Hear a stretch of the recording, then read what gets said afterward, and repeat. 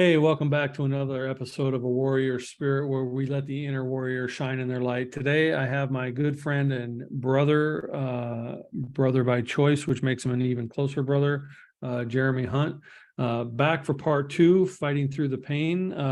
Last time we had Jeremy on, we talked about his childhood a little bit and how he overcame some of the things that he was working himself through.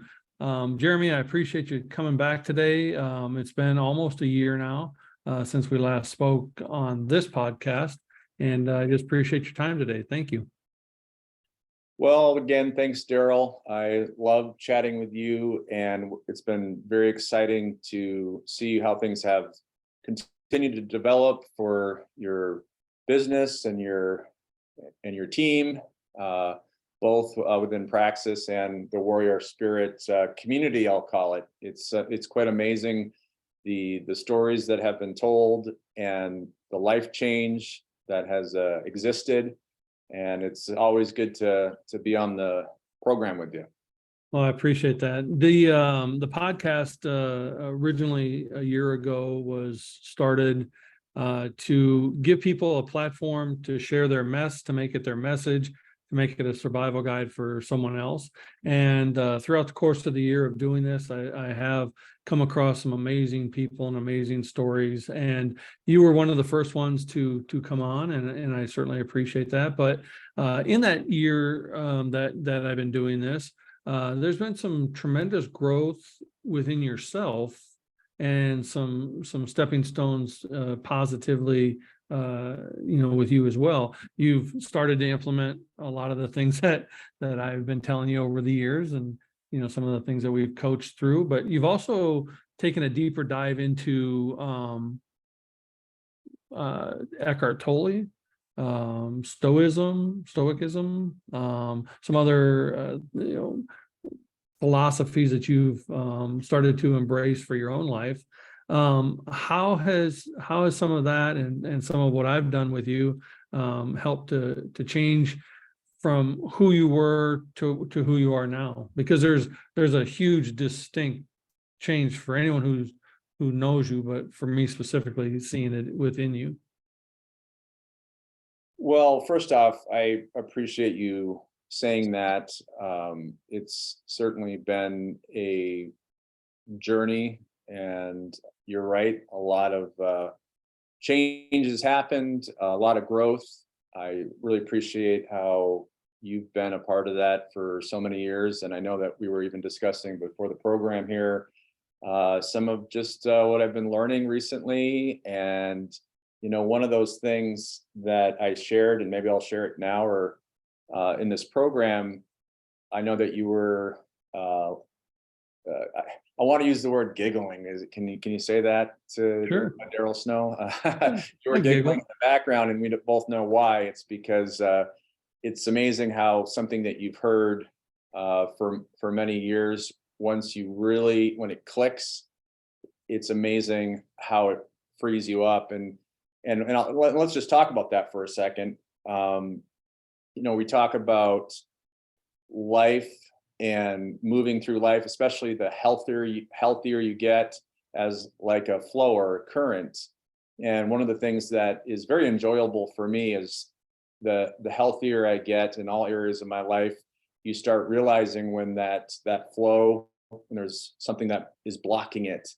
And yet I was recently been very impacted by the idea that if you look at life and experiences and trying to get from here to there as like if you imagined a river, a river or any kind of flow of water doesn't get from point A to point B without solid boundaries in place. A river obviously has the riverbanks, our city water systems or plumbing in our homes have to be carried through a pipe.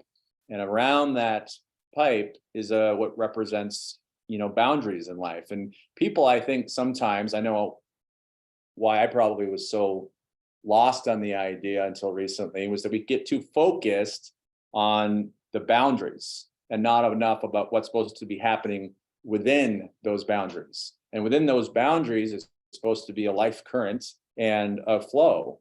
And I think for me, understanding that helps. And going back to what I originally said, when you do start flowing like that, and actually do start flowing, see, when you're not flowing, you don't know you're not flowing. When you do start flowing, you start becoming more aware of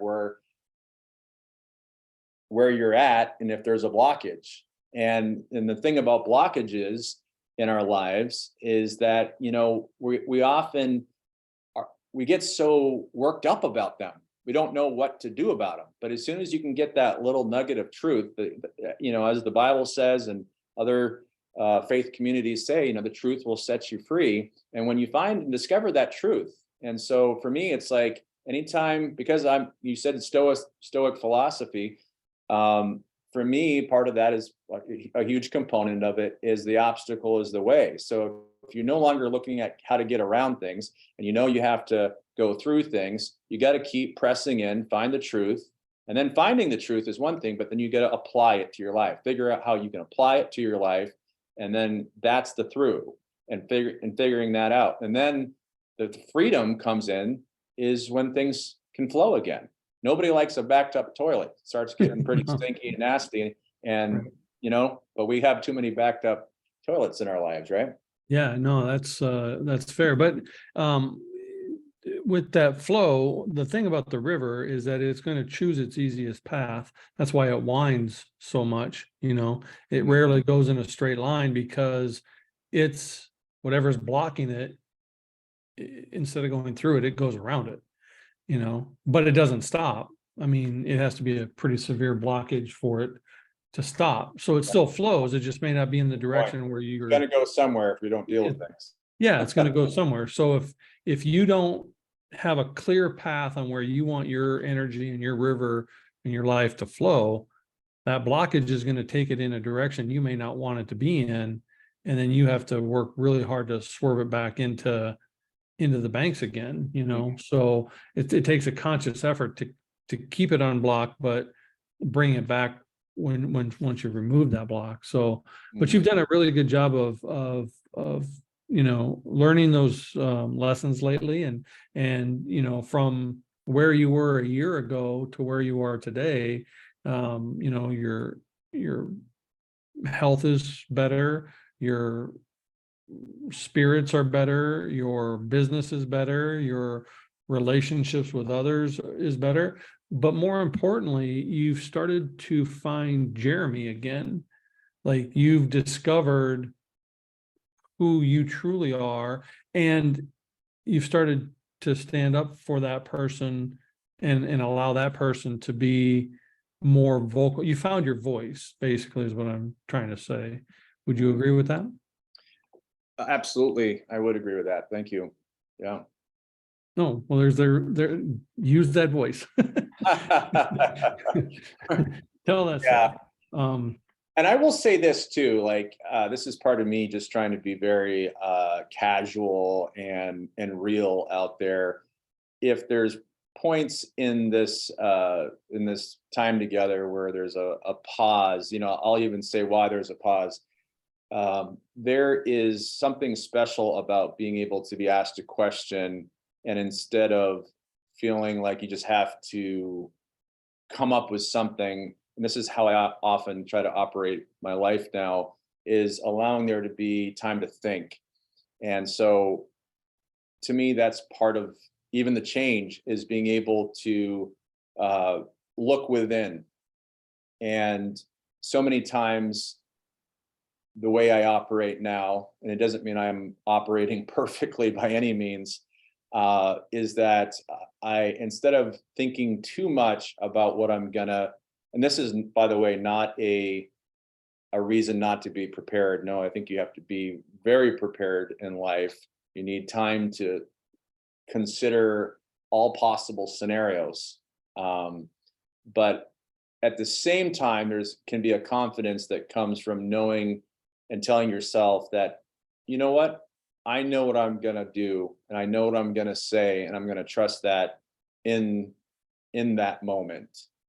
And that's something that I've been applying to my life every day. and quite frankly, it also gives me a lot more energy on all levels to not be too preoccupied about the what ifs.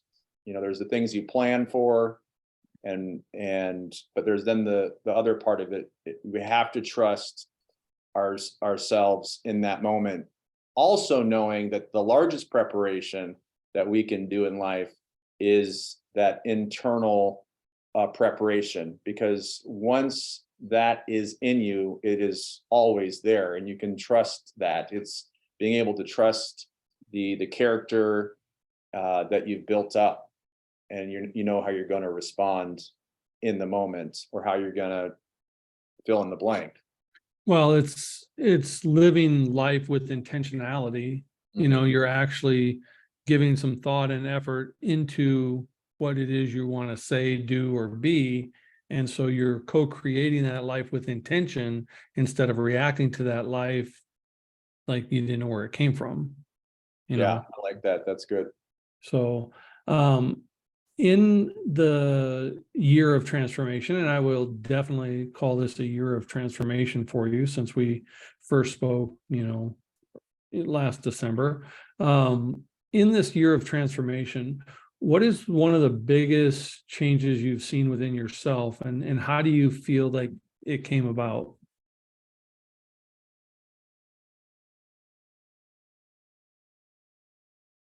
It's funny, I know what my answer is going to be today. Maybe I'll start driving home tonight and think, oh no, I think it was that, or I think it was that. But the answer that I believe I'm supposed to answer today is learning how to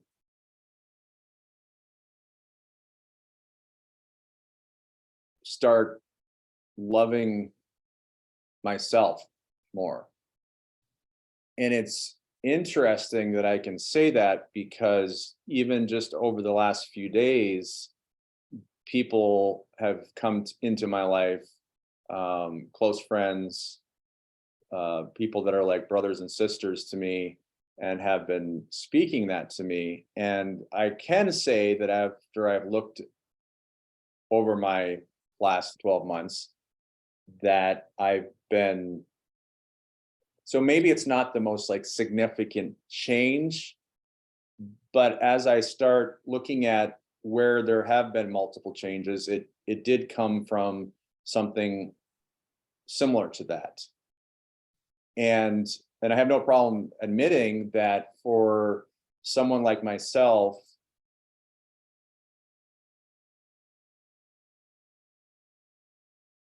it's kind of it's a difficult thing, because it used to always make me feel like when you actually take care of yourself, that it's selfish. And I'm learning that it's not. And I'm learning that you can only truly care for other people, and fulfill the desires of your heart if you have something to draw from. And I guess think of it like a bank account. If someone is giving or lending money to someone without anything in the bank account, they don't have anything to give, especially if you're not able to pay your own bills. And so that's an example of that. And I'm not I think many people really do struggle with this same thing, because I find myself talking about it a lot. And I find myself telling people all the time that if you really are a good person and live with that kind of intentionality, you're not going to swing too far in the other direction.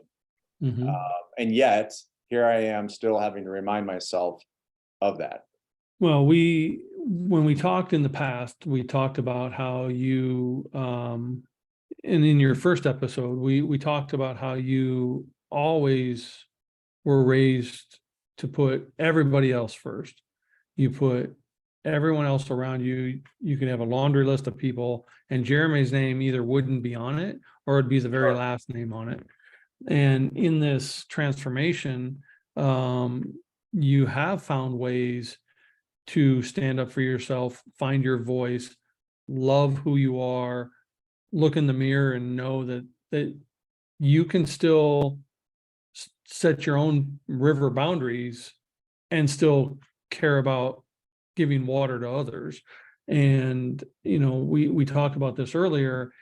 It is not selfish to put self first when it's not done with the narcissism, when it's done with the love and the compassion that you have in your heart and that I've known for almost 20 years. Putting you first is not self. Yeah. And I'm actually glad you brought that up, because one of the things, whether this has, I'm going to continue with this thought. One of the things that I really have enjoyed about this past year is being able to ask tough questions, because what you just described right there reminds me that I'm 46 years old as of this present moment, and I think I've spent most of my life feeling like you're not allowed to, I didn't allow myself to ask tough questions, to question things. And it has been through the freedom to ask questions. I guarantee you, this is what would be great about doing this every year, Daryl, is that we get to reflect back. And if we listen to ourselves from a year ago, we'd probably disagree with some of our thoughts and such, as we should. Mhm. And I think for me,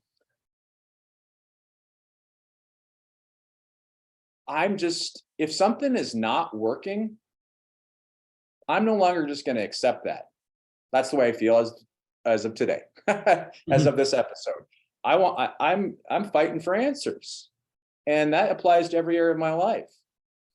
I have no doubt that I'll be at a different place spiritually in a year from now, and in other areas. But I've allowed myself to ask tough spiritual questions. And as I've done that, I have been able to be more free, to learn a whole lot more. And see, this is the thing.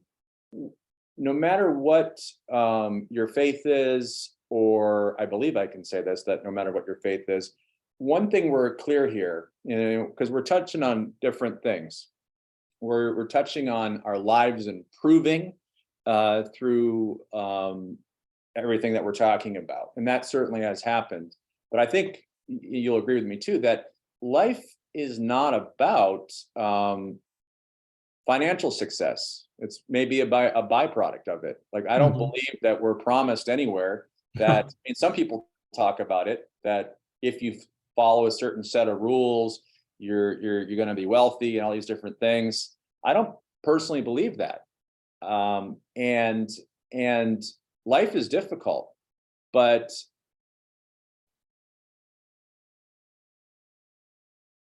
what remains is being able to become a better person. And I think I got a little bit off track, but I'll just be honest enough to say what I wanted to say without rambling there is that I really appreciate this year of being able to ask questions and not be afraid to ask questions. And it is that's in another example of figuring things out and figuring out the solutions, and all that has been giving yourself the freedom to ask tough questions, even if it goes against traditions and a lot of other factors like that, or a lot of other things like that. Well, you mentioned before, and I say this only because I know you, but you've mentioned before that you used to be okay being the table dog, the one who just got the leftover scraps, and including from yourself. And now you're no longer willing to accept that as your truth. You're willing to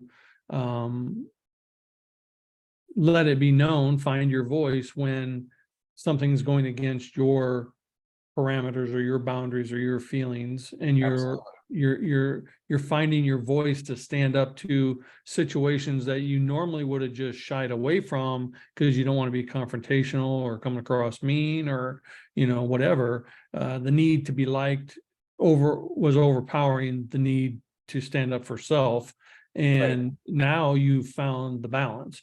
You don't have to be overly aggressive about everything, but yet you don't have to take the table scraps either.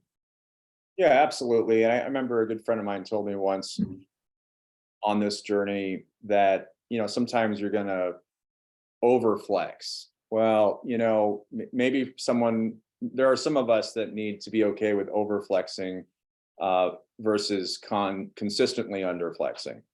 And then we wonder why that we're not getting the respect that we desire. Which, by the way, as we all know, we often look at other people, why aren't they giving us the respect? But it goes back to self-care and loving oneself, is that we're not truly respecting ourselves. I think whether we know it consciously or subconsciously, when we aren't doing these things, we're not happy with ourselves. We're not truly respecting ourselves when we don't stand up. But you're right. I do use the table dog example quite a bit, and even tying that back to what we said earlier today is that I find myself having I want the same desire for other people, and I can go into anyone that has to deal with me these days knows I'll be sitting around having a dinner with someone, even in my own home, and I start rambling about this idea that hospitality is super important to me. And so an example of wanting this for other people is I want it for other people when I even walk into a restaurant that is lacking performance. And I get it, by the way. I'm so grateful for servers and people that show up. But what you see, though, is you want a better experience for people. You desire for things to flow for them. And quite frankly, I've applied that to my own business, where I have less tolerance for things not to flow a certain way. And even as you take that same desire for people to experience something, like for me, it's second nature. It's normal to walk into a restaurant where you're out with friends or celebrating a special occasion or tasting something delicious for it to be a memorable experience and a delicious experience, et cetera. But I've started to apply that to my business. And even though it's not as sexy of a business as a restaurant, we're delivering packages. But what if every experience that someone had with someone within our company, or how the process looks and feels, was like that? So once again, not being willing any longer to be a table dog or to accept mediocre things is creating a better experience for things that are in my life. And that is definitely the desire, the benefit. It flows to others, and at least that's my intention and hope. Would you say that this transformation, which painstakingly for you has been a slower process, but you're definitely in a better place today than you were years ago. Would you say that it's improved not only your business and how you feel about yourself, but how you interact with those around you in relationships, in personal dealings, in day-to-day life? I mean, how are you seeing it implement into all those areas? Wow, that's a great question. Like, I know the answer is full of, like, I know there's a lot there. Like, I know that there's, like, I want to say yes emphatically, so it means that there's something behind that. And yet I'm trying to, think of the everyday examples of that. I just know it to be true that when we are in a better place, we have the ability to make a bigger impact. Absolutely. I mean, I guess I mean, maybe an example will come to me, but I feel it. I feel the answer is emphatically yes. And Do you feel like when, like in the past, if you came across, let's just use your business, for example, because I know you from your previous business and I know you how this business is.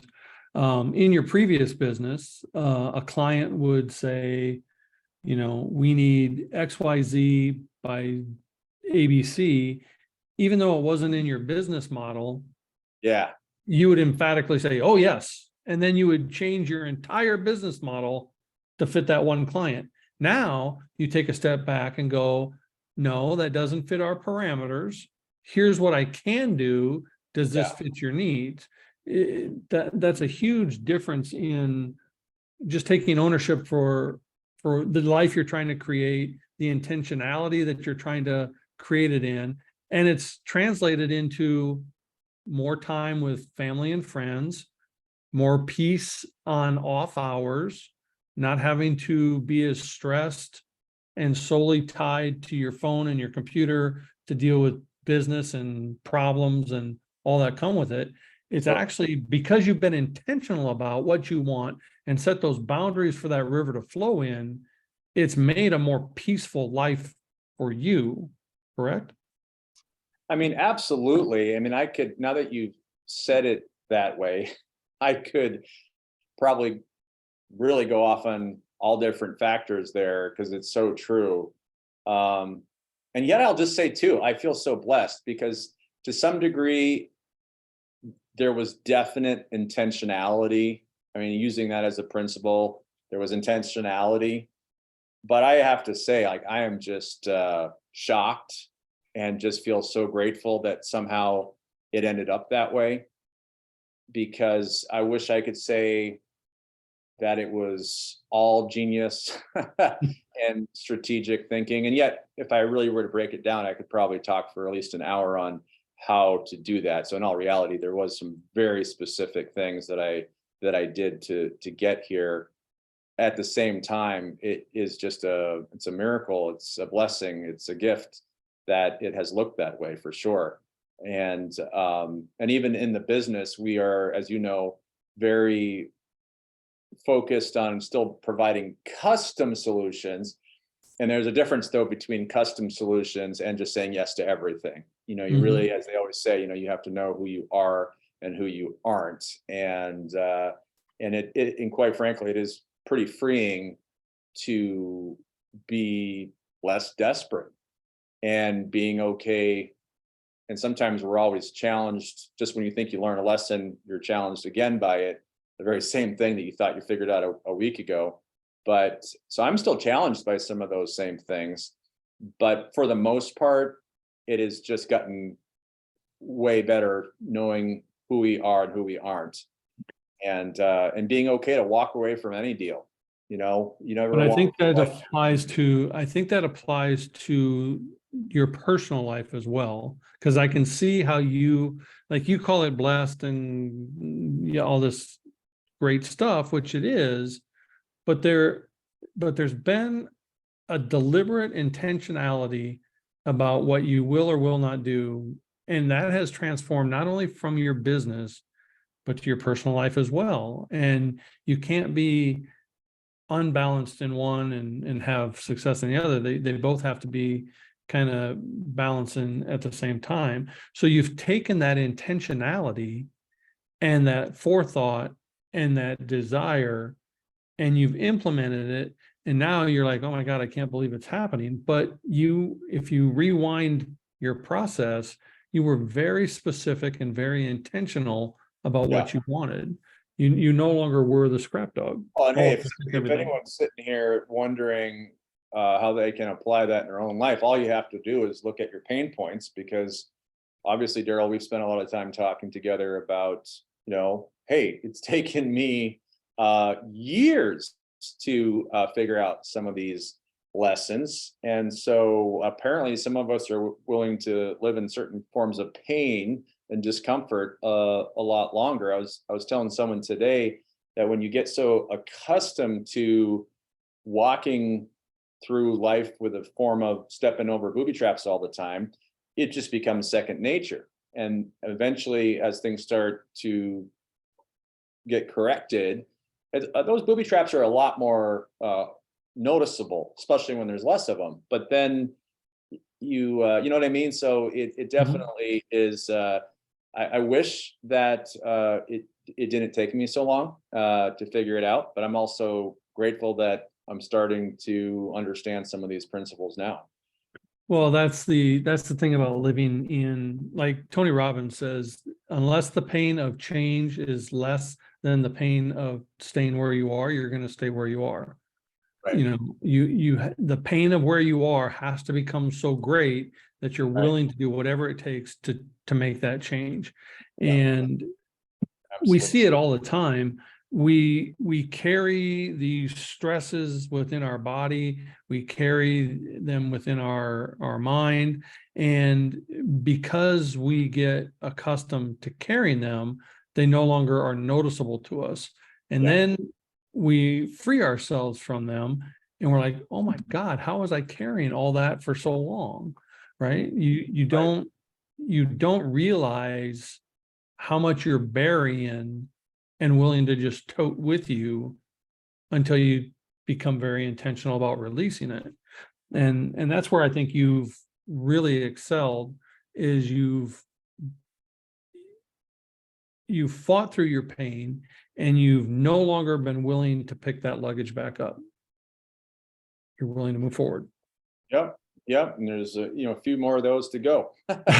Well, that's as long as you're breathing, we're always going to have some of those to go. So, what's been the biggest aha moment for you that you've heard it for a long time and then suddenly it clicked and you went, oh, now I get it? Like, what was that spark or catalyst for your transformation?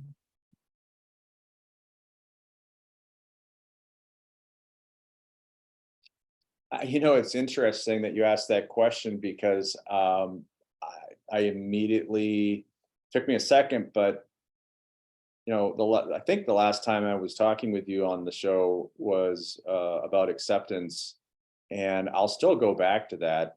I'll still say that, even though it was one of the first key lessons I learned.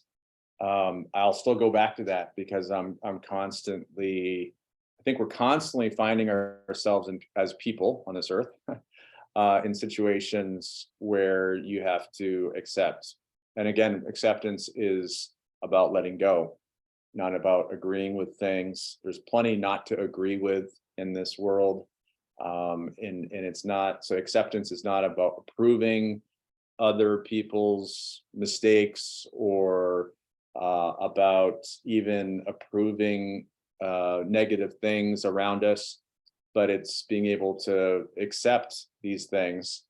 And through that, it is, as I've learned, it is the doorway to all the other lessons. And so for me, I constantly go back to that because, once again, just a little recap again is, the acceptance is focusing on what we can control and not about what we can't control.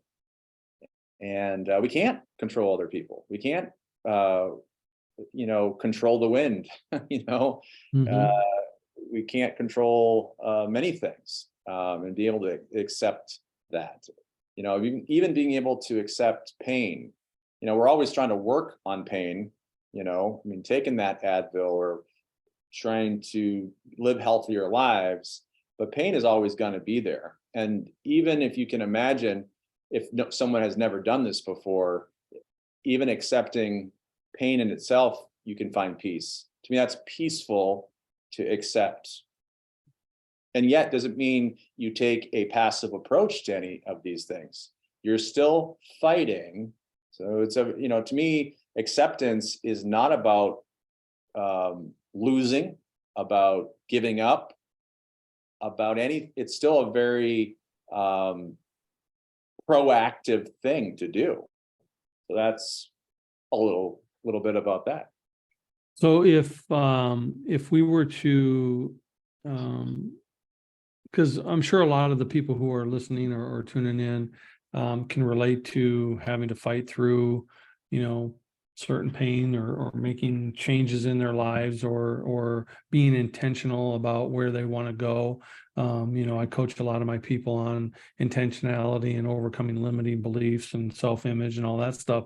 But if you who've actually been through the transformative journey thus far in your transformation, if you were to meet someone in that spot, what would you tell them to encourage them or to help them get through that transformative moment?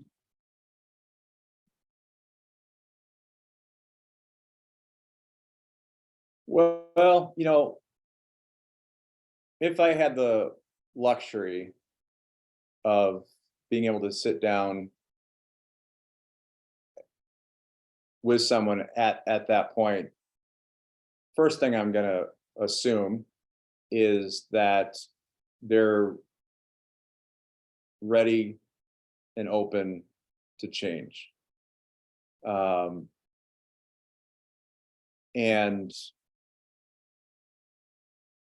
unfortunately, people sometimes aren't. But again, I'm going to assume that since you're asking it that way, that someone is desiring that.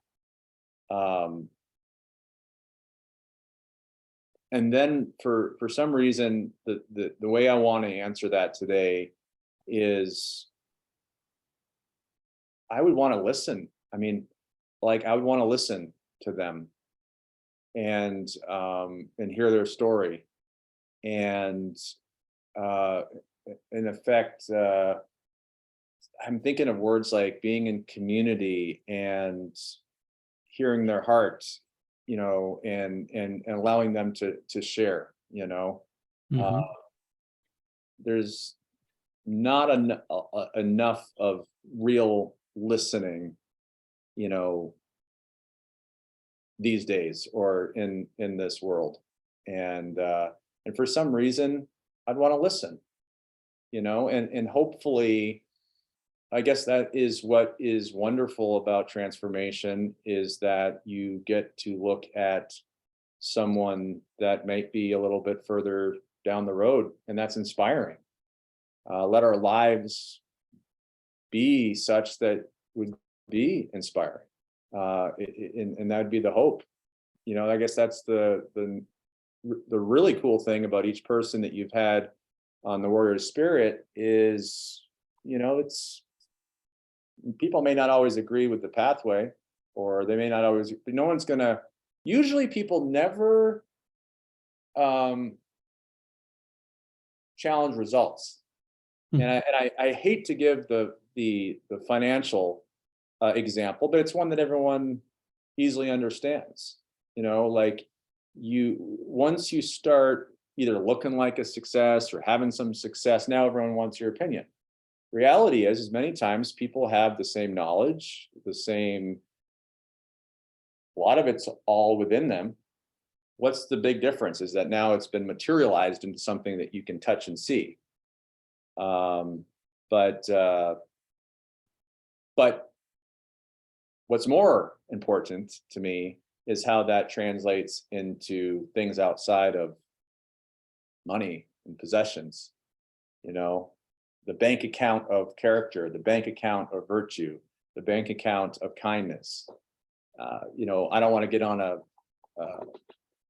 soapbox on something that I'm passionate about, but yet this is the show. It's about passion, things we can learn. And, these days, I don't really care what someone's politics are, this or that, or anything in between. What I really care about is, are you showing kindness with whatever you believe? Everyone that believes something always believes that their way is the right way. But no matter what we believe, are you showing kindness and love? I mean, I know we say these things, but are you showing kindness and love in your belief? whoever your person is, whoever your guru is, whoever your would they be proud of the way you treat and talk about people? Well, I think the important, and you said a couple of really important keys that have been a philosophy in my coaching with others. There are too many people who listen, but they don't hear, or they don't understand, or they hear, but they don't listen to understand. They listen to give their response. And I think if you were to take that person we were talking about and actually listen to them, that would give you great insight on how to better help them. The other thing is that people often put it in a one box fits all. Well, it doesn't, because each individual is different, each story is different, each situation is different. So how you help them or coach them or get them through is different. Now, you're going to still use your experiences in your life, but how you implement that or show that or illustrate that to them is going to be vastly different. Yeah. And, one of the first things that I learned when I was getting coaching certified, it's not our job to fix somebody. And as a fixer, my whole life, that was like a what? That was, but the goal and the object is to help them find the answer that lies within themselves. Now, you still sometimes can guide them and lead them, to a better direction, but it's not your job to fix them. It's your job to help them find the solution within them. And I think that's one of the things that has really been implemented in your and I relationship over the last almost 20 years. I've coached you and helped you and guided you, but I have never tried to fix you. And you've come to your answers and your transformation from within yourself. And that makes it more solid, Yeah, more absolutely. solid. That's the only way it can be, right? People only have true change if they've, actually it clicked. Right. I agree with that. Yeah. I mean, it's kind of like with our kids, we can tell them and tell them and tell them, but until they actually click in their own brain, then it's an aha moment. It's funny because my wife and I, we go to therapy, and we've also been to the same therapist. And as a coach and as a transformational life coach, I've imparted my thoughts or my stuff, and she'll never hear me. Well, she goes to the therapist, he says the exact same thing, and she comes home and goes, guess what I learned today? And I'm like, oh, Well, it is interesting though, because we all want to be the one where that moment happened under our watch. Yeah. And the reality is we're just going to be grateful that it happened at all. And that's certainly been part of our story too. And yet,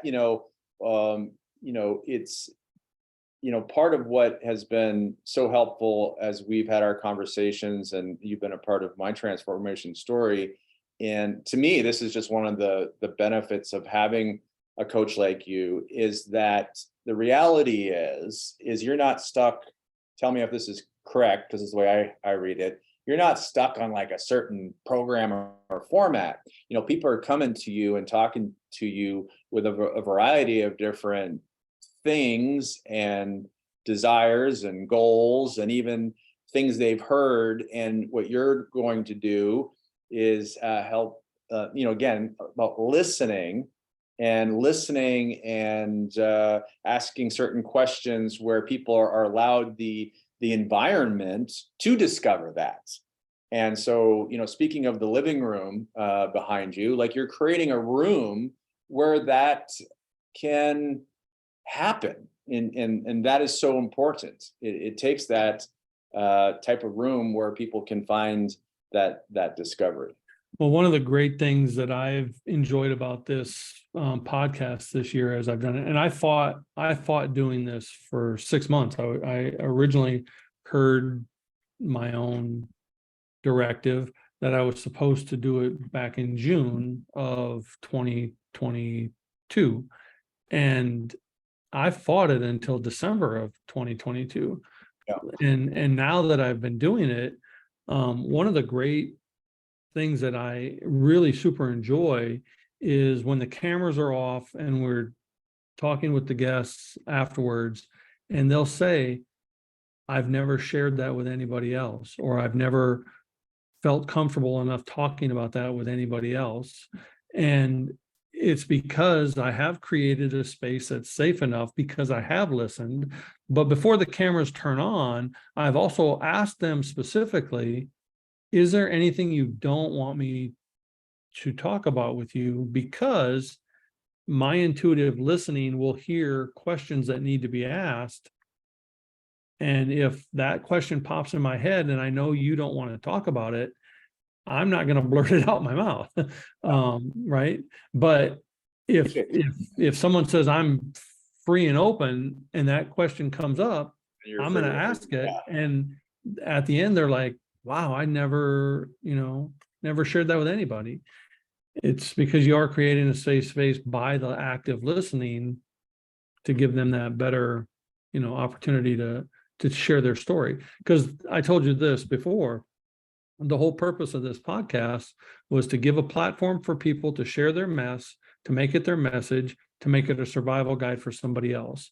And through this process, so many people have started to heal, find their own voice, be stronger in who they are because they were able to share their story. But conversely, people who have listened have found that they're not alone, that there's somebody else who feels or has been through something that they've been through, and that allows them to then start their own healing process. And, I think that's a beautiful thing. And, I'm grateful that I was given the directive to build this platform for that purpose. So, it's amazing. It's absolutely amazing. Well, I appreciate you and your time. I've asked every guest, I asked you last year when you were on, what does a warrior spirit mean to Jeremy Hunt? Well, today a warrior spirit means loving yourself, giving the same compassion that you give others to yourself. And that's just going to allow you to become a stronger person to go change the world. Well, I appreciate that. Jeremy, I appreciate your time. And more importantly, I appreciate your brotherhood and your friendship. And Back at you. Thank you, my brother. You have a blessed rest of your night. You too.